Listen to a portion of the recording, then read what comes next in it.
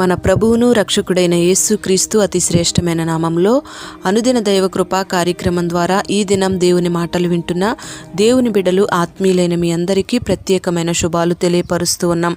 ఈ మాటలు వింటున్న మిమ్మల్ని నా దేవుడు నిశ్చయముగా ఆశీర్వదించునుగాక.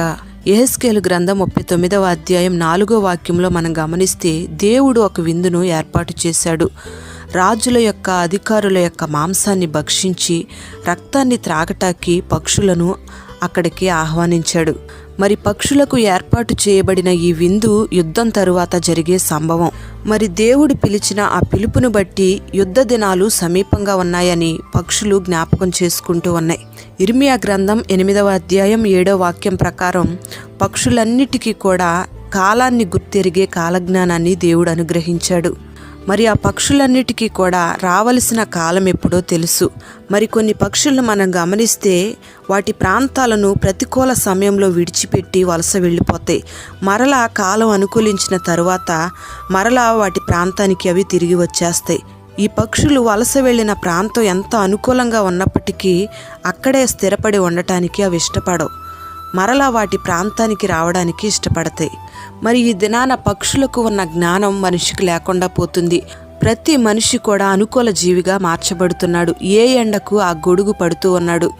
మరి కాలాన్ని గుర్తెరగని అలాంటి మనుషులకు ఆత్మ సంబంధమైన సహవాసం కంటే కూడా అనుకూలతే ముఖ్యంగా ఎంచుకుంటారు. మరి ఈ దినాన అనేక మంది కొన్ని పక్షుల వలె ఆత్మలో ఎదిగే సహవాసాన్ని విడిచిపెట్టి ఆత్మీయత లేని సొంత ప్రాంతాలకు, ఆత్మీయత లేని సంఘాలకు వెళ్ళిపోతూ ఉంటారు. ప్రియ దేవుని బిడ్డ, ఈ మాటలు వింటున్న నీకు నీ సొంత ప్రాంతం, నీ బంధువులు ముఖ్యమా లేదా ఆత్మలో ఎదిగే ప్రాంతం ముఖ్యమా నువ్వు గమనించుకోవాలి. మరి ఈ మాటలు వింటున్న మనమందరము కూడా అబ్రహాము వైపు ఒకసారి మనం తేరి చూడాలి. ఎందుకంటే తన సొంత ప్రాంతాన్ని, తన బంధుమిత్రులందరినీ కూడా విడిచిపెట్టి దేవుడు బయటికి రమ్మని చెప్పినప్పుడు దేవుని మాటకు వెంటనే విధేయుడై దేవుడు చెప్పినట్టుగా లోబడి ఆ ప్రాంతాన్ని, ఆ బంధువులందరినీ విడిచిపెట్టి బయటికి వచ్చాడు. అందుకే అబ్రహాము విశ్వాసులకు తండ్రిగా మార్చబడ్డాడు. క్రైస్తవ చరిత్రకే ఆధారంగా మారాడు. మనుషులందరికీ కూడా మాదిరికరంగా మార్చబడ్డాడు. ఇక్కడ అబ్రహాము సొంత స్థలము, తన బంధువులందరికంటే కూడా ఆత్మీయ సహవాసము యెరూషలేమే ముఖ్యమని కోరుకున్నాడు. అందుకే దేవుడు చెప్పిన వెంటనే దేవుని మాటకు విధేయత చూపి వారందరిని విడిచిపెట్టి బయటికి వచ్చాడు. ఒకసారి దావీదు బర్జిల్లయి అనే వ్యక్తిని సదాకాలము నా బల్ల యొద్ద ఉండాలి అని యెరూషలేముకు పిలిచినప్పుడు బర్జిల్లయి అంటాడు, నేను నా పితరుల సమాధులు కలిగిన నా సొంత పట్టణాన్ని విడిచిపెట్టి నేను రాలేనని దావీదుతో చెప్పాడు. దావీదు యొక్క ఆహ్వానాన్ని ఈ బర్జిల్లయి తిరస్కరించాడు.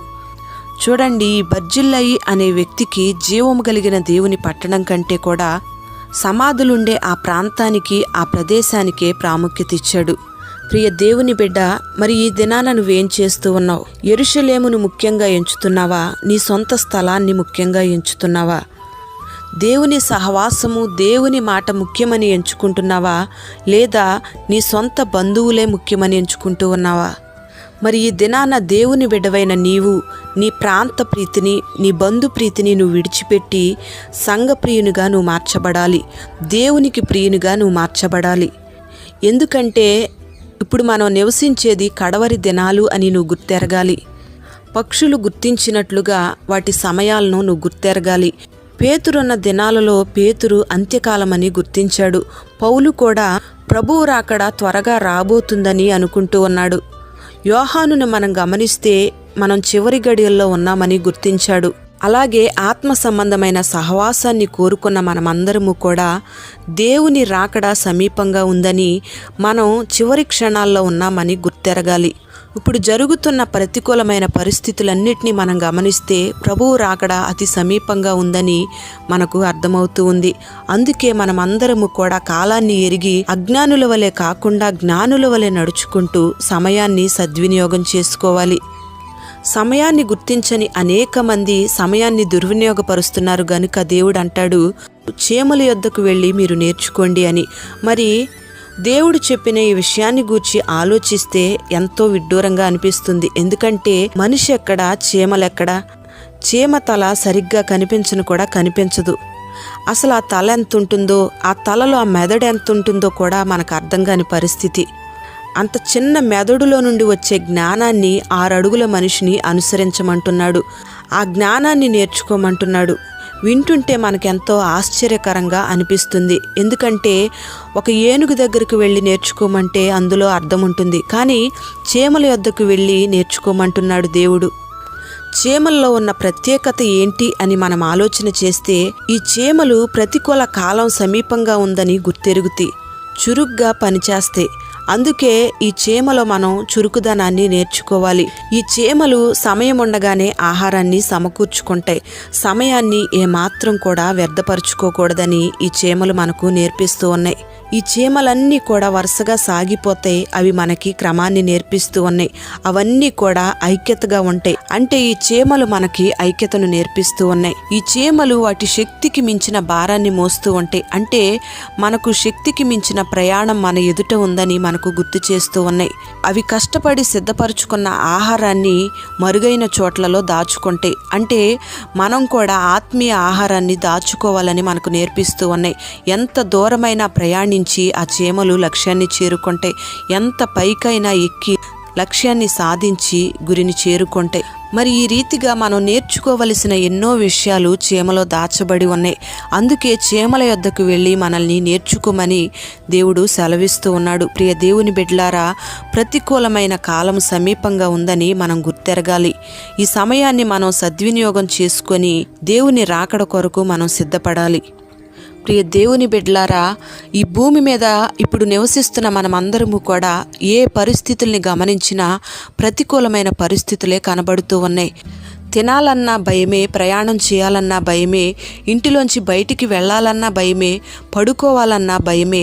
ఎటు చూసినా సరే ఎటు నుంచి ఏ ఉపద్రవం ముంచుకొస్తుందో తెలియని పరిస్థితులు ఈ దినాన మనకు కనబడుతూ ఉన్నాయి.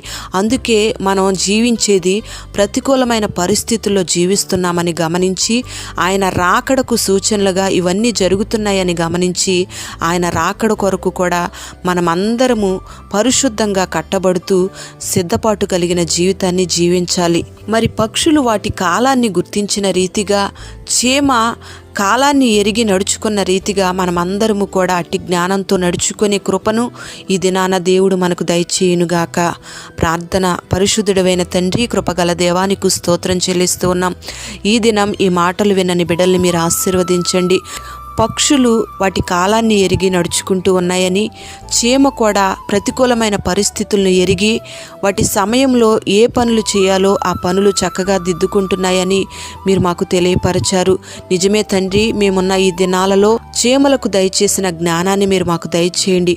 పక్షులు వాటి కాలాన్ని ఎరిగిన రీతిగా మేము కూడా మా కాలాల్ని మేము గుర్తించే కృపను మీరు మాకు దయచేయండి. ప్రతికూలమైన పరిస్థితులు మా కళ్ళ ముందుండగా జ్ఞానముతో సమయాన్ని దుర్వినియోగం చేసుకోకుండా సద్వినియోగం చేసుకుని పరిశుద్ధంగా కట్టబడి ఆత్మీయ సహవాసంలో స్థిరపరచబడి పరిశుద్ధుల సంఘములో పరిశుద్ధుల సహవాసంలో ప్రతి ఒక్కరూ కట్టబడుతూ నీ రాకడ కొరకు సిద్ధపడే కృపను మీరు కలుగు చేయండి. లోక ప్రీతిని, బంధు ప్రీతిని, ప్రాంత ప్రీతిని నీ బిడ్డల్లోంచి మీరు దూరపరచండి. నీతో సహవాసం కలిగి నీ మాటకు విధేయత చూపించి నీ మీద ప్రీతి కలిగిన వారిగా ప్రతి ఒక్కరిని మీరు మార్చి మహిమ, ఘనత, ప్రభావాలు మీరు పొందుకొని నీ బిడ్డలను దీవించమని యేసు పేరట వేడుచు ఉన్నాము తండ్రి. ఆమేన్.